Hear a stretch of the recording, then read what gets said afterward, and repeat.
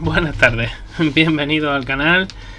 Buenas tardes, Howard Max, bienvenido. Warrior, muy buenas. Guille Willy, muy buenas de nuevo. Pues nada, bienvenido al canal, espero que llevéis una buena tarde. Y como os dije ayer, al final no me ha dado tiempo a preparar un coche con historia, así que voy a hablar de otra cosita que tenía ya ganas de comentaros. Y vamos a tratar un poquito los puntos básicos, o para mí las diferencias fundamentales, ¿no?, en el funcionamiento de los suelos de los monoplazas que dejamos atrás ya a finales de 2021, y la diferencia con los diseños, con los fondos que se están utilizando actualmente, que son ya los tipo 2021 para la FIA. En realidad ya sabéis que por culpa del COVID, pues al final el estreno de la reglamentación para el año 2021 se hizo en el 2022. El tema es el siguiente. Los fondos creo que nos han llegado a explicar todo lo bien, al menos no en español, ¿no? en inglés ya han abundado mucho las explicaciones, en español no tanto. Y bueno, voy a tratar un poco de esclarecer cuáles son las diferencias fundamentales, ¿no?, de funcionamiento, y a mi modo de ver explicaros, o mejor dicho, a mi modo de ver, lo que explica realmente el comportamiento diferente de estos vehículos con respecto a los de 2021 hacia atrás.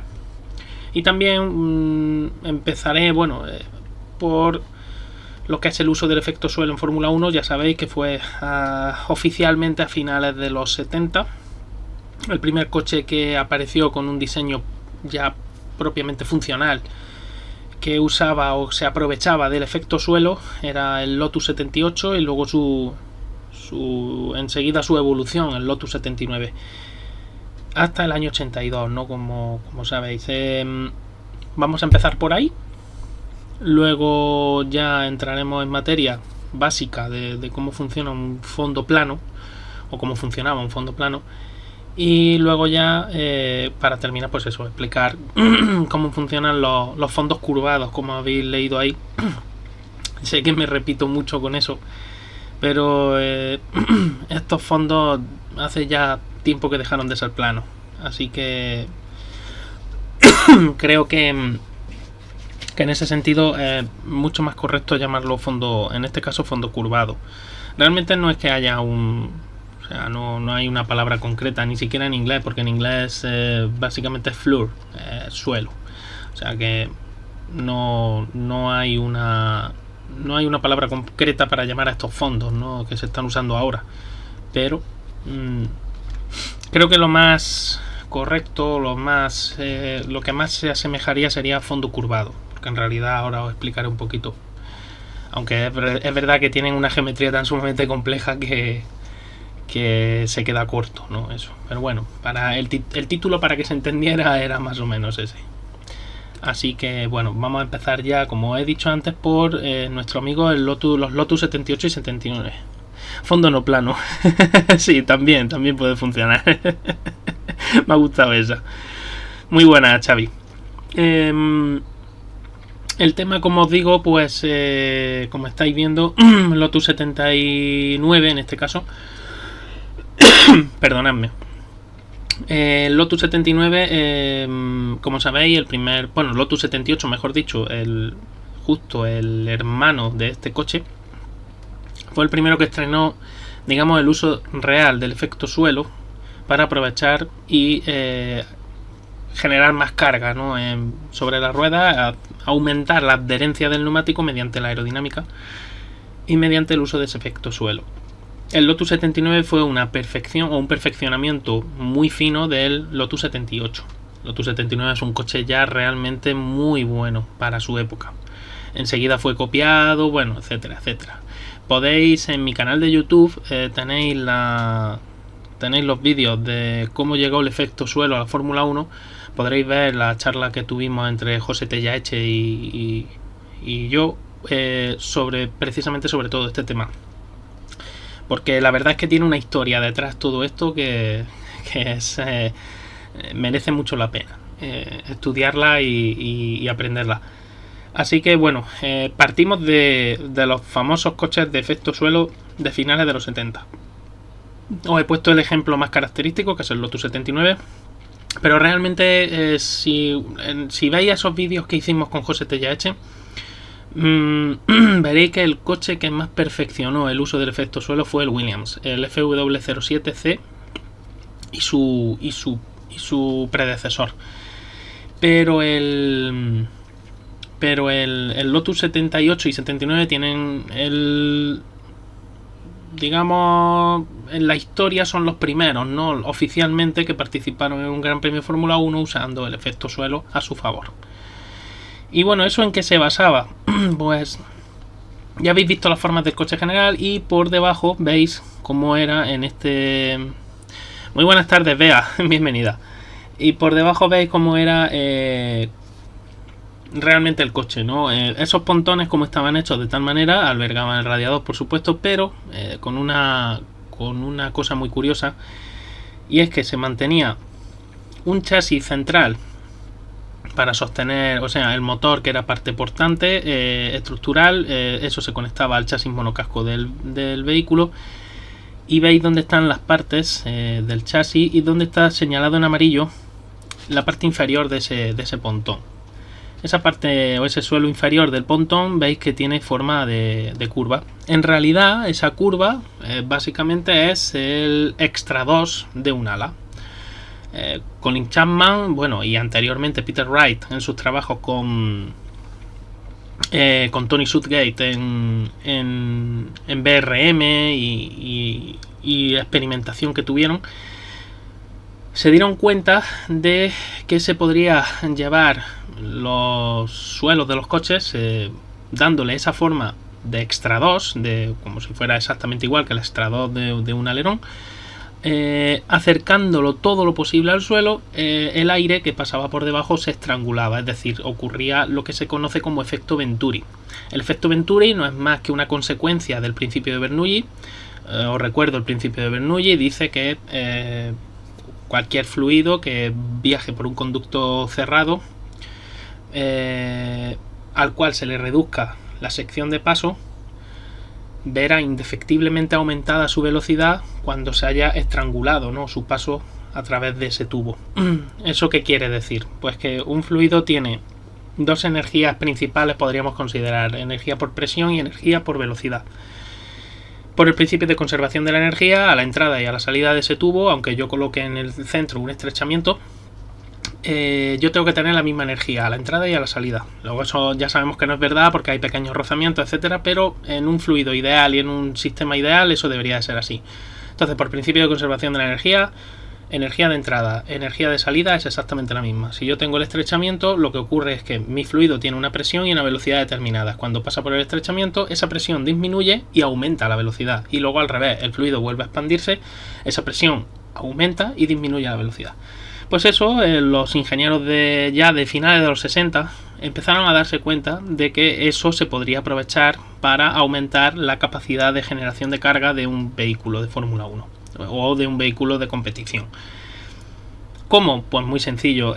Si yo reduzco la presión del aire que viaja por la parte inferior de mi auto, la carga aerodinámica que yo estoy generando con las alas va a ser la misma, pero ahora resulta que no hay un aire por debajo que me esté empujando el coche hacia arriba. Vamos a esperar.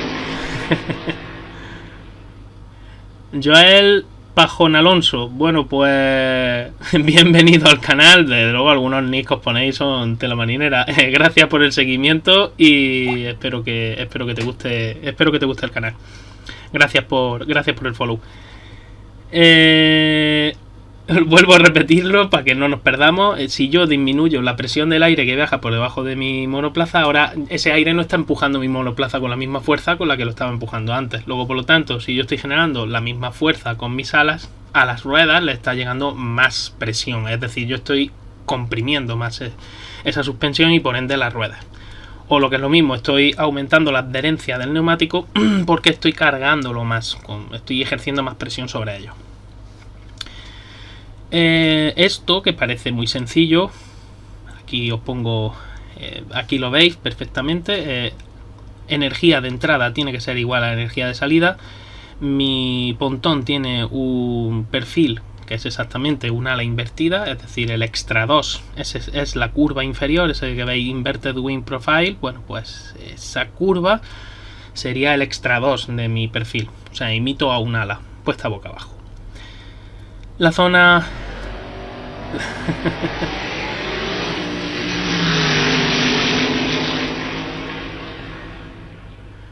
Pues muchísimas gracias por ese follow, Elia Brown 75008. Bienvenido o bienvenida al canal y espero que disfrutes, que te guste y nada, seguimos con gracias por el seguimiento. Seguimos con el coche, como os digo. Veis, la zona verde es donde hay mayor presión, lo estáis viendo ahí perfectamente, está explicado en esa leyenda. Y la zona de baja presión y de alta velocidad sería la zona de estrechamiento. Yo estoy estrangulando mi fluido, por lo tanto mi fluido ve aumentada su velocidad. Repito por lo mismo, porque la energía de entrada y la energía de salida tienen que ser la misma. Entonces, por principio de conservación de energía, se compensa esa pérdida de presión con un aumento de la velocidad. Aquí lo que nos interesa realmente es que ha habido una disminución de presión. Entonces, al haber una disminución de presión, mi coche ese aire no está elevando mi vehículo, o no lo está elevando tanto. Por lo tanto, mis alas son más eficaces. Están generando la misma carga, pero esa carga se transmite más porcentaje de esa carga a esos neumáticos, y por lo tanto aumento el agarre aerodinámico de mi vehículo. Hasta aquí creo que está todo más o menos claro. El funcionamiento de los coches de efecto suelo de finales de los 70 a principios de los 80 era bastante sencillo. El problema que tenían estos coches era, primero, no había unos túneles de viento como los hay hoy día, no había CFD, mecánica de fluido computacional. Los cálculos eran más difíciles de realizar. La aerodinámica es una disciplina que es muy empírica, es una disciplina que necesita mucha experimentación. No hay una forma de calcular de manera más o menos cercana a lo exacto para poder tener mayor seguridad, y estos coches, bueno, pues no, o sea, tenían un estándar de seguridad un poco bajo, ¿no? Tenían un problema, y es que en cuanto elevaban un poquito la altura de la carrocería, se perdía ese efecto suelo, las alas no eran tan eficaces como lo son hoy día, y estos coches pues se volvían un poco críticos, ¿no? en esas condiciones. Hubo accidentes muy graves en aquella época, teniendo como consecuencia que en el año 1982 ya en el circuito de Zolder, uno de los accidentes más graves que hubo en aquella época, que fue el de Gilles Villeneuve, la muerte de Gilles, y la FISA decidió a final de ese año prohibir los coches o sea, que se pudiera usar ese efecto suelo, y la prohibición se basó en la eliminación de esos fondos curvados, podríamos denominar los fondos con perfil de ala invertida. Una curiosidad antes de hablar del año 83, os quiero decir, a diferencia de los coches de hoy día, aquí no tenemos, y os voy a poner la imagen anterior, sí tenemos los dos canales diferenciados, veis perfectamente, tenemos la plancha, o tendríamos mejor dicho el chasis, ¿no? Porque eso era realmente un chasis, ahí no había ninguna plancha. En la parte inferior plano, y que dividía, digamos, esos dos canales. Es decir, tenemos dos corrientes de fluido que deberían de ser aproximadamente simétricas, no tienen por qué ser iguales. El comportamiento de un coche, sobre todo en curva, los fluidos también sufren de inercia, al igual que los sólidos, y por lo tanto no tienen por qué ser exactamente iguales, pero bueno, los caudales serían parecidos. Pero quiero que os fijéis en un detalle, y es que no hay un difusor propiamente dicho, sino que simplemente es un ala a la que yo le he dado la vuelta, un perfil que simula, ¿no? Mejor dicho, ese ala a la que yo le he dado la vuelta, y la expansión del aire ocurre a la altura del eje trasero aproximadamente. Esto Williams lo solucionó un poquito con el FW07C, pero no del todo, ¿no? El concepto de difusor aparecería un poco después, no todavía ahora, porque no se conocía y no era necesario todavía. Cuando la FISA, como he dicho antes, llega con los recortes, llega con las rebajas, año 1983, de repente nos encontramos con que los monoplazas ya no pueden utilizar ese perfil curvado, imitando el extra 2 de un ala, y tienen que pasar a llevar una plancha debajo totalmente plana para evitar que se acelere, ¿no? Para evitar de nuevo ese venturi, el aire se acelere y tal. Claro, los ingenieros de Fórmula 1 pues empiezan a cavilar y dicen, vale, tenemos que aumentar el tamaño de las alas, tenemos que hacerlas más eficaces. Aquí lo veis en este Brabham del año 83. Y aparte tenemos que buscar alguna solución para evitar que el aire se cuele por la parte inferior de mi coche. Yo lo que sobre todo no quiero es que haya un empuje positivo de ese aire por debajo de mi vehículo. Entonces vamos a llevar la altura libre al suelo a lo mínimo que exija la normativa. Creo recordar que por aquellos años eran 6 centímetros, 60 milímetros, pero eso ya os estoy hablando de memoria.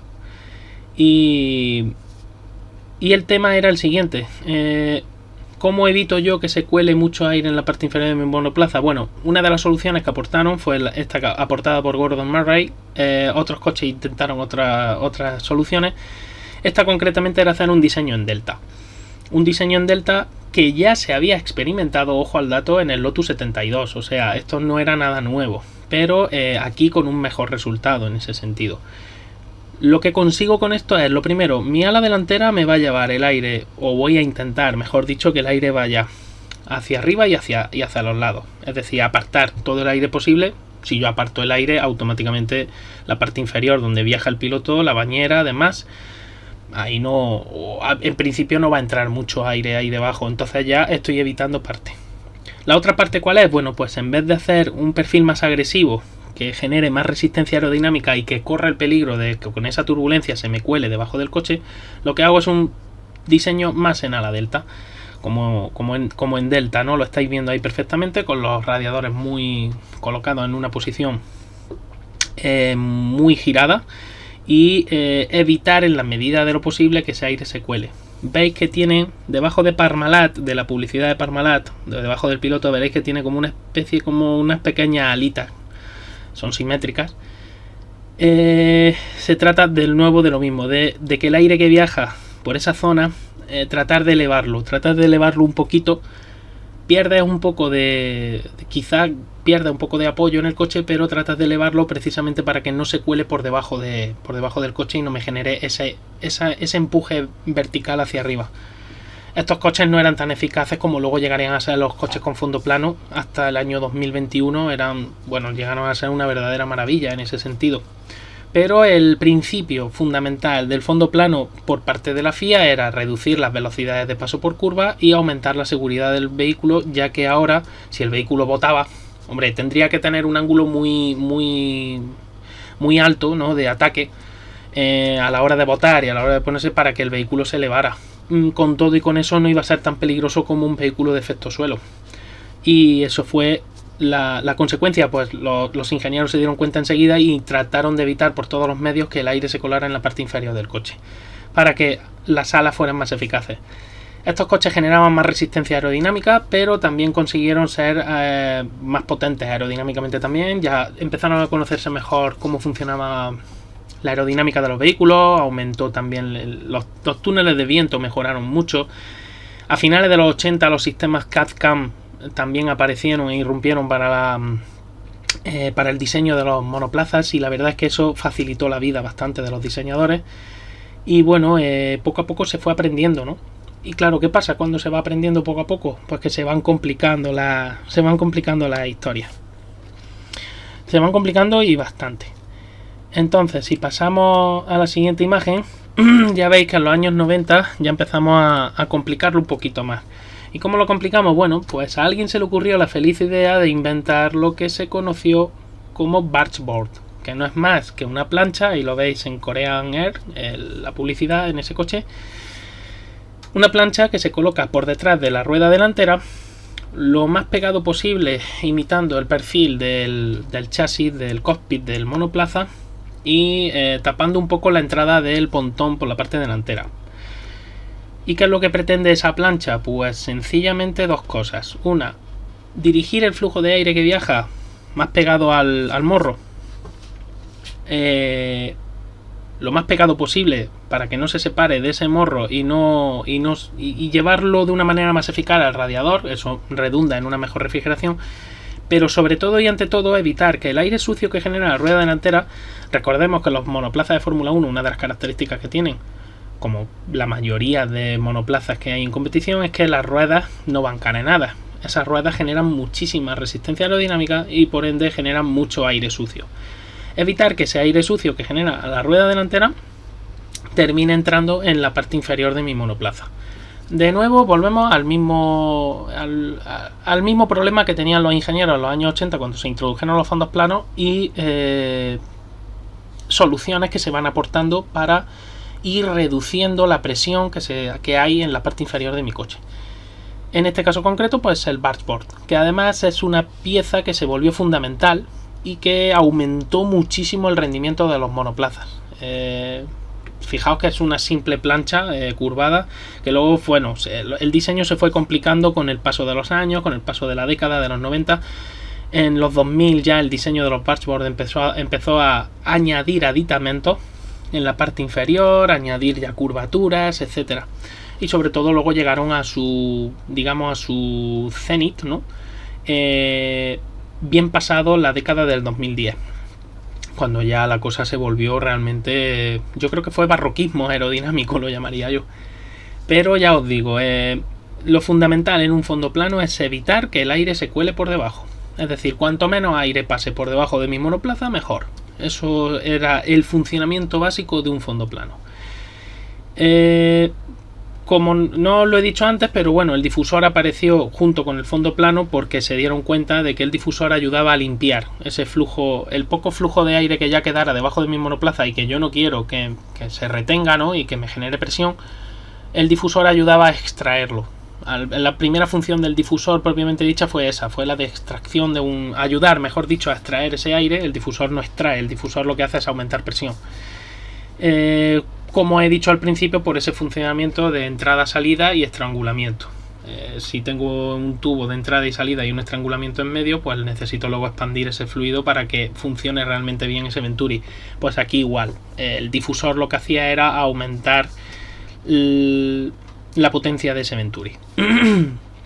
Pero ya os digo, esto no es como un fondo que utiliza efecto suelo. Aquí no estamos hablando de eso. Aquí lo que estamos hablando es de evitar en la medida de lo posible que el aire entre debajo de mi monoplaza.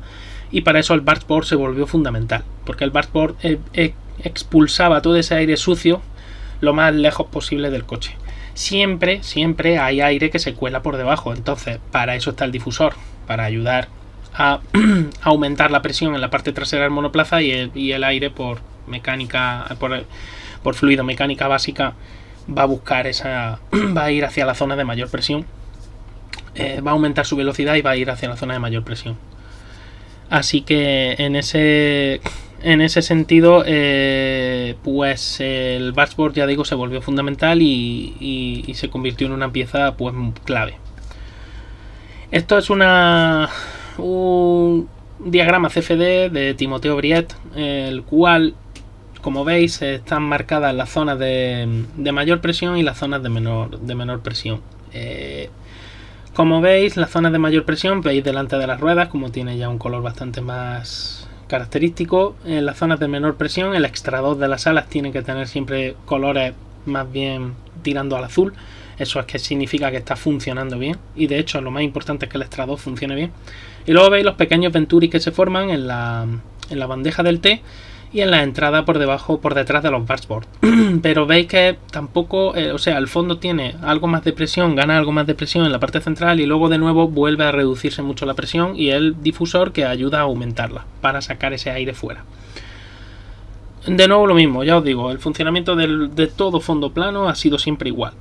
Yo lo comparo un poco con coger un folio, ponerlo en posición horizontal. Un momentito. Coger un folio, ponerlo en posición horizontal y dejarlo caer. Si vosotros hacéis eso y tenéis una superficie en la que haya acumulación de polvo, veréis como cuando el folio cae, el polvo lo expulsa, sale fuera. Pues un fondo plano de un monoplaza funcionaba de la misma manera, expulsando aire. Todo el aire posible que se pudiera expulsar, se expulsaba. Luego, como sabéis, se complicaron todas estas formas, los bargeboards se complicaron, se complicó también esta zona de delante de las ruedas traseras para precisamente reducir la presión que se generaba en la rueda trasera, que además esa presión hacía que se generara aire sucio, el cual terminaba por interactuar con el difusor y reducir esa eficacia del difusor. eso también se empezó a complicar bastante. Y luego también apareció otro amigo que fue en el año 2009. Lo que pasa es que esta imagen ya es de 2017, no, de 2019, creo recordar, 2020. Pero en el año 2017 sabéis que, en el año 2009, perdón, sabéis que la normativa cambió radicalmente. Se obligó a los coches a reducir mucho la potencia aerodinámica y se hizo una cosa, se obligó a que hubiera una distancia de 250 milímetros entre el pico de donde están esos flaps del ala delantera, donde he dibujado los vórtices. Perdonadme que lo haya hecho así tan rudimentario, pero más o menos es así. Para que lo veáis, básicamente. Y había una distancia de 250 milímetros con el eje central del monoplaza. Y lo mismo tanto a izquierda como a derecha. Y esto obligó a la FIA a que se usara solo un plano en esta zona de aquí. La FIA estuvo investigando mucho entre el año 2007-2008, haciendo muchos experimentos para ver si los coches podían seguirse más fácilmente entre sí. Eso es algo que siempre preocupaba a la FIA desde que la aerodinámica ya empezó a tomar un protagonismo fundamental. Y el tema es que en 2009 estuvieron experimentando y se dieron cuenta de que al usar una ala delantera, en este caso es que tiene muchos perfiles, pero entonces eran menos perfiles, ¿no? Tenía un plano principal y un par de flaps a los lados, ¿no? Al dejar ese hueco en medio se reducía la presión en esa zona y ayudaba a poder seguir al monoplaza de delante un poquito más de cerca. El caso es que los ingenieros de nuevo volvieron a hacer de la suya, volvieron a complicar los diseños de los coches y al final volvió a hacerse muy difícil seguir al coche de delante. Y el tema es que Adrian Newey, en su infinita sabiduría, se dio cuenta de un detalle, que al dejar ese hueco libre ahí se podría aprovechar para generar vorticidad. ¿Por qué es importante la vorticidad cuando la usas a tu favor? Pues porque un vórtice es una corriente de aire turbulenta, pero que tiene digamos que tiene un patrón. No es un aire turbulento sin más, sino que en este caso es un aire que gira en remolino sobre sí mismo y que tiene un patrón. Y además tiene muchísima energía. Y esa energía que lleva ayuda a limpiar flujos de aire que están un poco más parados, con más presión. Lo que os he dicho antes, de compensar esa presión con velocidad y viceversa. Pues ese vórtice, llamado vórtice Y250, precisamente debido a la posición en la que estaban los flaps, ese vórtice ayudaba a limpiar mucho el flujo de aire sucio de la rueda delantera para evitar que entrara en el fondo. Y es un vórtice que conforme fueron pasando los años ganó muchísimo protagonismo. Los ingenieros se dieron cuenta que ayudaba muchísimo a limpiar el flujo de aire y a que no entrara debajo del monoplaza, a hacerlo más eficaz ese fondo plano. Entonces empezaron a complicar los diseños, ya sabéis, y luego en 2019 se obligó a que ya no se podían usar. Sabéis que en los endplates se colocaban una especie de flaps y de pequeños slats que se colocaban por encima de los planos principales, y eso ya se prohibió. Entonces solo se permitían los principales, el elemento principal, el plano principal y los flaps superiores, pero sin más nada. Bueno, de todas maneras, con esas formas, ese pico y esas formas curvadas, se conseguía seguir utilizando el vórtice Y250 y limpiar muy bien ese flujo de aire. Que aquí os voy a enseñar en esta imagen cómo se complicó la zona de los dashboard, precisamente porque ese vórtice I250 era un vórtice muy energético y que se podía aprovechar para muchos usos. Entonces al final la zona de los dashboard, ya sabéis que ya en el año 2020 y 2021 era barroquismo aerodinámico puro y duro. Llegó a ser una zona en la que yo creo que los ingenieros echaron el resto. Y el diseño era todo encaminado a lo mismo, repito, a extraer todo el aire posible para que no entrara debajo del coche. Volvemos a lo mismo, el fondo plano funciona siempre tratando de extraer el máximo fuera de ese fondo plano para que entre lo mínimo de aire imprescindible, lo que ya es imposible porque el coche está en un sistema, está al aire, ¿no? En un circuito, está al aire libre. Y es imposible evitar que todo el aire que rodea al vehículo no se cuele debajo del monoplaza, pero se trataba de intentar evitar el máximo posible. Todo el aire que fueran capaces de evitar que se colara debajo beneficiaba a la aerodinámica general del vehículo, porque las alas, que eran las principales protagonistas, generaban mucha carga aerodinámica, pero no tenían que enfrentarse a una presión positiva que elevara el vehículo. Entonces eran todavía mucho más eficaces. Acordaos que en el año 2020 los coches llegaron a generar unas cargas aerodinámicas terribles. Estamos hablando de por encima de las 3 toneladas de fuerza bruta. Entonces era una cantidad bastante considerable. Si a eso le unes que estás reduciendo la presión debajo de tu monoplaza, tienes la mezcla perfecta, que es lo que conseguía Mercedes, por ejemplo, viajando con el coche muy bajito. En el caso de Red Bull y Adrian Newey, ¿os acordáis del famoso rake? La teoría decía que el rake lo que permitía era usar el fondo como un modo de difusor, es decir, aumentar la potencia de tu difusor y por lo tanto aumentar la carga aerodinámica que genera sobre todo la parte trasera del vehículo. Eso funcionaba en el Red Bull muy bien, en otros coches no funcionaba mal, pero no llegaba al nivel de Red Bull, porque Red Bull ya llevaba ensayando mucho tiempo con eso. Y además te genera un problema, y es que traslada el centro de masa del vehículo, lo traslada a la parte delantera, entonces es un vehículo que se vuelve un poco nervioso y de la parte trasera y necesita una buena tracción, etcétera. Perdón. El tema, como os digo, es ese. El barroquismo aerodinámico al que se llegó en los Bargeboard y en demás era todo para lo mismo. Básicamente reducir toda cantidad de aire posible que se pudiera para reducir todo ese aire para al final reducir la presión debajo del monoplaza, pero no por introducir caudal de aire y acelerarlo y tener más energía, no, sino simple y llanamente para intentar evitar que todo el aire posible entrara por debajo del monoplaza. Como es imposible eliminar el 100%, bueno, pues si puedo eliminar un 80% o un 85% de ese aire, pues bienvenido sea. Aquí en otro gráfico de Timoteo veis cómo funciona el vórtice I250, cómo limpia toda esta zona de aquí, cómo interactúa con el Bargeboard y cómo al final el aire que entra por debajo, que efectivamente me va a generar presión positiva, bueno, no puedo evitarlo, pero sí puedo reducir ese caudal de aire al máximo. Si reduzco ese caudal de aire al máximo, consigo que el monoplaza pues funcione mejor.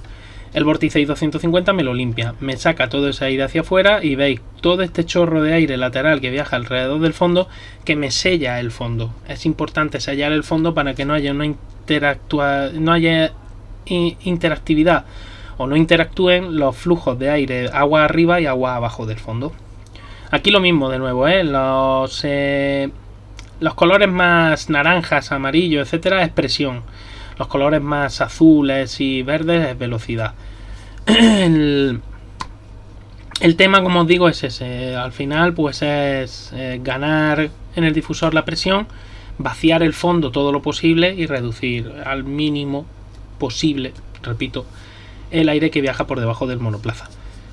Y era imposible hacerlo estanco. De hecho, en la década a finales de los 70, los fondos curvados, esos fondos de ala invertida que llevaban los monoplazas, llevaban unas faldillas laterales que trataban de hacer eso, de hacer ese sellado del fondo, y tampoco eran capaces con faldillas físicas de hacer un sellado 100%. Y actualmente tampoco se hace, ojo, ahora veremos el fondo de un coche de ahora. Y bueno, espero que, no sé si tenéis alguna duda que preguntar, si no, pues seguimos para adelante. Lo que quiero que quede claro es cómo funciona un fondo, o cómo buscaban los ingenieros, mejor dicho, el mayor rendimiento de un fondo plano. La FIA el fondo plano lo ideó para reducir velocidades, los ingenieros encontraron el camino para reducir la presión debajo del fondo plano y al final poder trabajar incluso mejor que con los anteriores coches ala. Porque claro, los coches ala ya pues no se siguieron evolucionando. Así que básicamente todo se encaminó, ese vórtice I250, toda la vorticidad que se generaba en el lateral de los endplates, los bargeboards, etcétera, etcétera, etcétera. Todo eso se generaba por y para vaciar al máximo el fondo por debajo, el fondo plano. Si no, todo lo que fuera posible. Lo que ya entrara, bueno, el difusor ya se encargaría de terminar de limpiar ese aire. Que vuelvan los ventiladores. Como volvieran los ventiladores, íbamos a tener carreras que iban a ser la leche. Pero bueno. Y ya pues pasamos a lo que la FIA intentó en el año 2000, quería para 2021, que al final introdujo en 2022. Es decir, vuelve el efecto suelo. Claro, todo el mundo, que fue al principio lo que pensaron, pues pensaron en ese coche que os he enseñado al inicio, en el Lotus 78 y 79, es decir, en ese perfil de ala invertida. Nada más lejos de la realidad.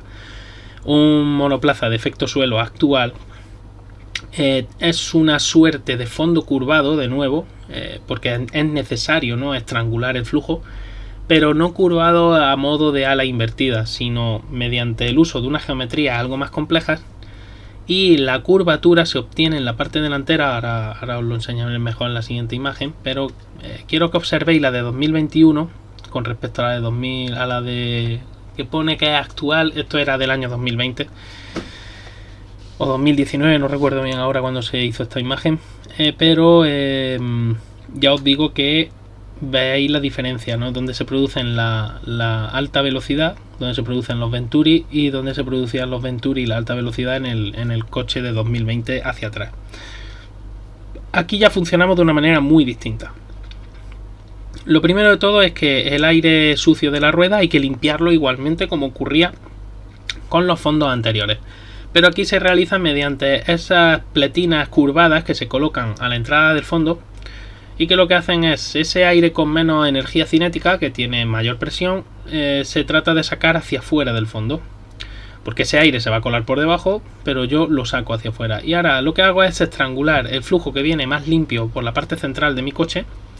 Sabéis que ya no hay lo que es la bandeja del té propiamente dicha, siguen teniendo quilla estos autos, pero mucho más estrecha y mucho más corta. ¿Para qué? Para dirigir mejor el flujo hacia el Venturi principal, que es el que está en esa zona azul oscuro, que está al lado de las pletinas curvadas. Ahí está el primer Venturi, el Venturi principal, donde se acelera el aire. Que os he dicho desde el principio, estrangulamos el flujo para hacer un paso mucho más, al hacerle pasar, mejor dicho, por un área mucho más estrecha, el flujo ve acelerada su velocidad y lo expandimos. Y dices tú, bueno, ¿y por qué? Si tú me has dicho que lo que te interesa es tener siempre la mínima presión posible debajo del coche y no expandirlo. Efectivamente, te interesa siempre reducir la presión al mínimo. Pero si tú simplemente estrangulas el flujo y luego lo llevas, sigues estrangulándolo hacia atrás, corres el peligro de que el coche, cuando encuentre la más mínima irregularidad, un bote o lo que sea, pierda presión, gane presión de repente mucha por debajo del coche y entre en pérdida muy fácilmente. Entonces, para evitar esa entrada en pérdida, lo que se hace es dejar el Venturi principal en la parte delantera del vehículo y expandir ese flujo, expandirlo con la finalidad de que el coche sea más estable aerodinámicamente. Ahora, el segundo punto donde yo voy a volver a estrangular un poquito, solo un poquito, no me interesa que sea mucho, es antes de la salida del difusor. Los difusores de este año son más sencillos, pero tienen un área de salida bastante más grande que los anteriores difusores. Entonces eso me permite dos cosas. Vuelvo a estrangular un poco el flujo, digo un poco solamente, ya no estrangulo como esa exageración que se hace a la entrada del fondo. Y lo que hago es expandir ese flujo hacia atrás, hacia arriba, y el área de salida es bastante mayor, mucho mayor. Hay una diferencia bastante significativa. Y hay un tercer detalle en estos fondos que aquí no aparece, pero que ahora lo vamos a ver en la siguiente imagen. Y es que la rueda trasera de nuevo puede volver a interactuar de mala manera con mi difusor y reducir mucho aumentar mucho la presión, producir puntos de remanso y que el aire no salga correctamente. Entonces, para ello, sabéis que los fondos tienen una forma específica en la parte por delante de la rueda trasera, y además se añade una pieza al lado de la rueda trasera que lo que hace también es acelerar ese flujo. Entonces genero una especie de pared de corriente, la cual evita que el flujo que viaja por el difusor interactúe con esa rueda trasera y corra el peligro de aumentar la presión antes de lo que a mí me interese. Por último, el Wing trabajaría al unísono con ese difusor, que ahora lo veremos también, y con el ala trasera. Aquí el sistema, es decir, son tres elementos diferentes, que son el difusor, el Wing y el ala trasera, los cuales van a trabajar prácticamente casi en el mismo plano. Entonces, un poquito más adelantado el difusor, luego los Wing y al mismo tiempo mi ala trasera. ¿Qué consigo con eso? Pues que si los extra 2 de mi Wing Wing y de mi ala trasera están bien diseñados y geométricamente están bien colocados de manera que mi difusor aumenta la presión, arranca un poquito antes, puedo aumentar bastante la energía del aire que viaja por ese extra 2, tanto del Wing Wing como del ala trasera, y aumento la potencia aerodinámica. Es algo que Red Bull hace perfectamente y que el resto de equipos, bueno, pues todavía tienen que trabajar un poquito. Y aquí os quería enseñar ese fondo del Red Bull. Sabéis el famoso toque de Checo Pérez, que al final se vio el fondo del Red Bull. Nada que los ingenieros no supieran ya, pero sí es verdad que seguramente tomaron buena nota de la geometría de ese fondo por la parte inferior. De nuevo lo mismo, veis ese aire rojo, que sería aire sucio de la rueda trasera, y luego toda esa protección lateral, con esa pletina lateral donde está la publicidad, lo que ayuda es a que ese aire sucio de... Gracias por tanto, chicos. La verdad es que no creo que le hiciera mucha gracia a Red Bull, además precisamente en un Mónaco. En otros circuitos a lo mejor te las puedes apañar para intentar esconder algo, aquí es imposible. El tema, como os digo, es ese, el aire sucio, lo he dibujado en rojo, se saca a través de esas pletinas y se saca hacia afuera, ¿no? Es decir, se trata ¿de qué? Pues de generar vorticidad en esas pletinas para darle energía a ese aire y que salga lo antes posible. A ti lo que te interesa es sacarlo de ahí y que salga lo antes posible. Y ahora, con la vorticidad que estoy generando agua arriba, no se genera una especie de sello, pero esa vorticidad lo que hace es mantener el flujo agua arriba atrapado en un túnel, en el undercut, en lo que es la excavación de ese pontón. Entonces ese flujo difícilmente va a interactuar con el flujo que estoy expansionando en la parte inferior. Esas flechas en azul que os he dibujado ahí, veréis que primero pasan por el Venturi y luego expandimos. Repito, la expansión se tiene que hacer para que estos monoplazas sean más estables.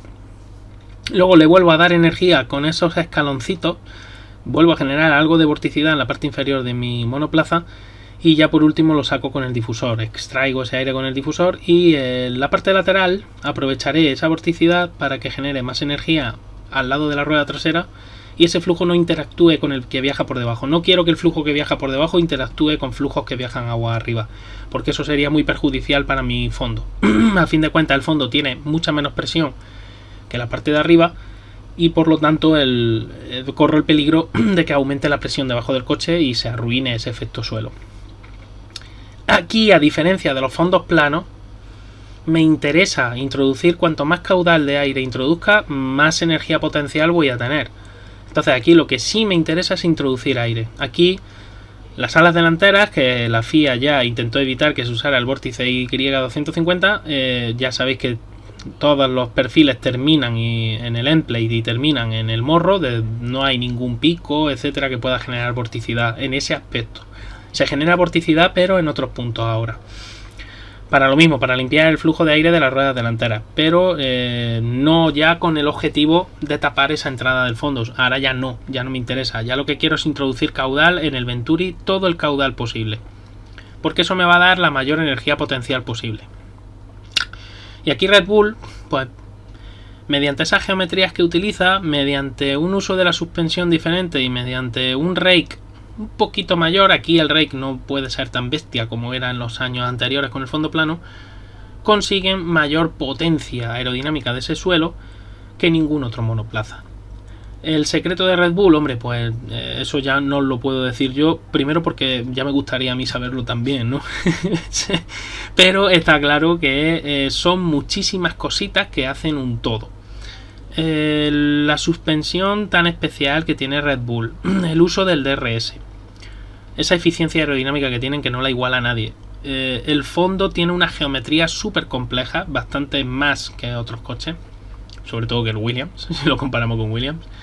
Y ante todo y sobre todo, ya digo, es eso. Red Bull consigue, y de eso no me cabe duda, no es algo que ellos hayan dicho ni nadie demuestre, pero no me cabe duda de que Red Bull consigue introducir el mayor caudal que nadie, tiene mayor energía potencial en la parte inferior de ese coche porque tiene mayor caudal que nadie y lo acelera mejor que nadie, lo energiza mejor que nadie. Y en eso son únicos, son números uno, y esa es la enorme diferencia que hay entre Red Bull y el resto de competidores. Los que más se le acercan son, como sabéis, Aston Martin, Ferrari y Mercedes, pero están lejos. Realmente no están cerca de igualar el rendimiento de Red Bull ahora mismo. ¿Es posible que lo igualen en esta era hasta 2026? Hombre, pues prefiero pensar que sí, que se van a acercar. Ahora Red Bull ya lleva ventaja en ese aspecto. Entonces, bueno, pues a ver qué es lo que ocurre a futuro. Ya os digo que todos los monoplazas, absolutamente todos, hacen eso que os estoy dibujando ahí. Sacan aire sucio con esas flechas rojas que os he señalado y llevan el aire por ese Venturi, expanden y luego vuelven a acelerar, ¿no? Pero a diferencia de Red Bull, los otros monoplazas no consiguen introducir tanto caudal, o si manejan un caudal parecido no consiguen acelerarlo o energizarlo de la misma manera. Así que en ese sentido, pues Red Bull tiene la mano ganadora ahora mismo. Cuando alguien consiga hacer eso que hace Red Bull, pues empezarán a igualarse un poco las cosas. Así que espero que la explicación haya quedado más o menos clara de cuál es la diferencia entre un fondo plano, los fondos planos que hemos tenido durante muchísimos años en Fórmula 1, y los fondos curvados. Ya os digo que la diferencia más básica y fundamental es esa, es que un fondo plano trataba, o mejor dicho, para que funcione un fondo plano hay que tratar de evitar que el aire circule por debajo todo lo posible, y hacer un difusor que extraiga de la mejor manera posible en la zona del Venturi que se genera en la entrada del difusor, pues que tengan la mayor potencia aerodinámica posible para que se saque el aire que no me ha quedado más remedio, que se me ha colado debajo, sacarlo de la mejor manera posible. En los fondos curvados de la Fórmula 1 actual, desde el 2022 en adelante, lo que tenemos es que ahora sí me interesa tener una buena alimentación, un buen caudal de aire. Ya no quiero que no entre el aire debajo. Lo que no quiero es que no entre el aire que no está energizado, es decir, un aire que lleve suficiente energía, que yo sea capaz luego de energizar bien y de poder expandir correctamente. Porque si el aire estuviera muy parado a la entrada del Venturi, el Venturi no sería suficiente para energizarlo y poder expandir. Entonces tendría problemas. Que es un poco, pues, lo que les pasa a los equipos de abajo de la tabla. Es decir, un Alfa Romeo, un Alfa Tauri, lo que le ocurre es que no son capaces de introducir el suficiente caudal con la suficiente energía. Y eso les genera problemas. ¿Por qué? Porque las alas este año generan bastante menos carga. Bueno, este año y el anterior, en 2022, generan bastante menos carga de la que se generaba en 2021 y hacia atrás. Son alas menos eficaces en ese sentido, son más eficientes, eso sí es cierto, pero son menos eficaces. Y por lo tanto, como no puede generar esa carga aerodinámica, necesitas que el suelo funcione correctamente. Si el suelo no funciona tan bien como el de tu competencia, pierdes mucho rendimiento. Y al final, pues te ves abocado, pues eso, a luchar por intentar pasar a Q2, por intentar conseguir un punto en el mejor de los casos. Todo esto al final, toda esta mandanga, siempre lo digo, se hace para que las ruedas estén funcionando en su ventana óptima de temperatura, es decir, cargar la rueda lo suficiente, y para que la rueda dure lo más posible, aumentar la adherencia del vehículo y al mismo tiempo la rueda dure lo más posible. Eso se hace mediante gestión del motor y mediante una aerodinámica lo más afinada posible. Y en eso Red Bull pues ahora mismo no tiene competencia, sobre todo en lo que es la aerodinámica. Quizá la parte híbrida y de motor, Ferrari tenga mejor motor térmico, es posible. Y la parte híbrida del Red Bull la verdad es que funciona muy bien. Y la parte térmica pues está muy igualada, muy parecido. De hecho todos los cuatro motoristas que hay en Fórmula 1 están muy igualados, están bastante parecidos en ese aspecto. La diferencia la marca sobre todo la parte híbrida. Y bueno, por mi parte ya la explicación es lo más básico lo que os quería explicar, así que espero que os haya quedado un poquito más claro. Y sobre todo eso, que por qué insisto en que estos no son fondos planos. Esto no es un fondo plano, esto no funciona como funcionaban los coches con fondo plano, porque no puede funcionar así, porque no está diseñado para eso. está diseñado para funcionar e interactuar de otra manera totalmente distinta a cómo interactuaba un fondo plano con el resto del monoplaza. Y es muy necesario que entienda la gente cómo funcionan estos coches para entender también el porqué de ese comportamiento a veces extraño, ¿no? Que esas salidas de pista extrañas, esas pérdidas de control de los pilotos. Y claro, yo entiendo que si no te lo explican correctamente y si no has estudiado, si no has estudiado física o una ingeniería, pues no llegas a entender realmente qué está pasando. Por eso intento explicaros todo esto pues de la mejor manera posible. Muchas gracias, Perplejo. Eso trato. Siempre trato de explicarlo de la manera más sencilla posible para que lo entendáis lo mejor posible. No vais a diseñar, con mis explicaciones no vais a diseñar un monoplaza de Fórmula 1, pero por lo menos vais a entender más o menos de una manera básica cómo funciona. Y eso pues para mí creo que ya con eso me siento más que satisfecho y más que orgulloso si sois capaces de entenderlo, ya os digo. Así que nada, yo sé que vamos a tener que seguir aguantando en muchas retransmisiones la cantinela del fondo plano, pero quiero que entendáis perfectamente por qué yo no lo llamo fondo plano, porque lo llamo, se podría llamar, no sé si se podría llamar fondo tridimensional, ¿no? Pero porque claro, fondo curvado también, pero no es completo, no sé, poniéndonos muy quisquillosos, pues sería un poco complejo buscarle nombre, ¿no? Pero sí, creo que fondo curvado es algo que se acerca bastante. Si habéis visto los barcos de la Copa América, si veis el casco del barco de la Copa América, se parece bastante a los canales inferiores de un monoplaza de Fórmula 1. Así que espero que lo hayáis entendido bien, que por lo que veo en los comentarios, pues... Y por supuesto darle las gracias a Checo Pérez porque sí, en esta foto se ve muy bien realmente cómo trabaja cómo es un fondo, ¿no? De un monoplaza moderno por debajo. Y la importancia que tiene calcular bien esa superficie, dejarlo todo bien atado para que el flujo se comporte como debe de comportarse. Son más espectaculares por debajo que por arriba. No desdeñar la parte de arriba, que es verdad, hasta yo mismo muchas veces en plan de coña, a veces me han mandado fotos por Twitter, de la parte, se ha visto la parte superior donde está la cuna de motor y demás. Y he dicho, pero no me enseñan lo que yo quiero ver, no sé qué, tal y cual. Y no es tampoco desdén, ojo. Porque además la parte de arriba ya os digo que también indica muchas cosas. Indica cómo está te puede indicar muy bien cómo está el empaquetamiento del motor, de toda la parte de refrigeración del coche y dónde está colocado el chasis y a partir de dónde empieza lo que es la parte híbrida, motor y parte híbrida. Y es muy interesante estudiarlo porque sí hay diferencias entre monoplazas en ese aspecto y pueden indicar también un desplazamiento del centro de gravedad del vehículo interesante, que al final luego también en el comportamiento mecánico del coche influye. Pero sí, es verdad que estos fondos por debajo pues llaman mucho más la atención. Eso es cierto. Y ya terminado ya el tema del fondo, quería comentar con vosotros, ha habido... Un segundito que lo ponemos ahora. Ya sabéis que está el calendario de Fórmula 1, ya lo ha presentado la propia Fórmula 1, el calendario para el año 2024. Me sorprende que no hay ningún asterisco aquí puesto, cosa rara. Y ya sabéis, la temporada empezará el fin de semana del 29 de febrero al 2 de marzo, es decir, empezamos antes en Bahrein, como arrancamos esta temporada.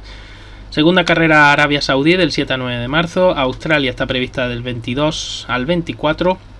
Japón del 5 al 7 de abril. Japón muy pronto, la cuarta carrera. Me sorprende. Aunque yo creo recordar, si no estoy equivocado, he visto en YouTube carreras en los años 90, ¿no? Se corría en AIDA y en otros circuitos también al principio de año. O sea...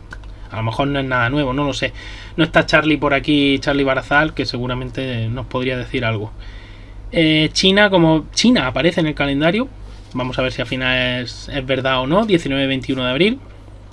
Miami de nuevo vuelve a estar más o menos como este año, el 3-5 de mayo. Emilia-Romagna, en Imola. Esperemos que el año que viene no haya problemas graves como ha ocurrido este año, desgraciadamente. 17-19 de mayo. Mónaco, la siguiente carrera, como veis, el 24 al 26 de mayo. Y Canadá, del 7 a 9 de junio. Entiendo lo de Canadá, que se coloque por estas fechas, porque es verdad que tienen una ventana óptima de celebración del Gran Premio, pues estrechita. Entonces al final tienes que colocarlo en una época en la que, fijaos que este año, por ejemplo, hemos tenido lluvia, hemos tenido un Gran Premio curioso. Pero bueno, intentas colocarlo siempre, pues eso, para que se pueda celebrar. Que no tengas problemas luego con aguanieves, con nieve o con cosas raras, ¿no? Claro, eso desplaza ya al Gran Premio de España de Barcelona al 21 al 23 de junio. Es decir, seguramente el año que viene vamos a tener un Gran Premio de Barcelona con calor. O es esperable que sea con calor. Vamos a ver qué es lo que ocurre, ¿no? Austria sería la siguiente carrera. Bueno, ya voy más rápido, que tengo que cerrar pronto el directo. Austria, Inglaterra la siguiente, Hungría hemos visto ahí 19-21 de julio, el 26-28 de julio Bélgica, y de nuevo volvemos lo mismo que este año. Bélgica cierra la primera parte de la temporada y comenzamos la segunda parte de la temporada en Países Bajos, ya el 23 de agosto, 23-25 de agosto. Italia el 30 de agosto al 1 de septiembre, Azerbaiyán curiosamente se ha ido bastante. Fijaos que Azerbaiyán este año ha sido pronto y sin embargo va a ser ya después del verano. Singapur el 20-22 de septiembre, Estados Unidos, Austin, la carrera de Austin, luego México, luego Brasil, Las Vegas. Vamos a ver este año Las Vegas, a ver cómo es.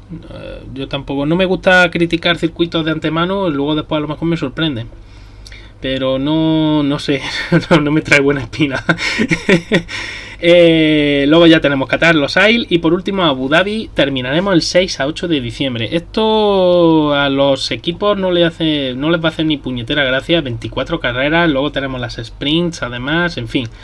Creo que a la Fórmula 1 se le está yendo un poco de las manos todo esto, no sé lo que pensáis vosotros, pero a mí particularmente me parece una auténtica barbaridad, una temporada larguísima. Una temporada larguísima. Otros días los escapes soplados de Red Bull tan famosos. Hablaremos de ello algún día. Como haya movida con Taiwán, olvídate de China. Es que me extraña, por eso he dicho que lo que me ha extrañado sobre todo es que no haya asterisco. Normalmente siempre lo ponían con asterisco, el de China, pero solo un poco, ¿no?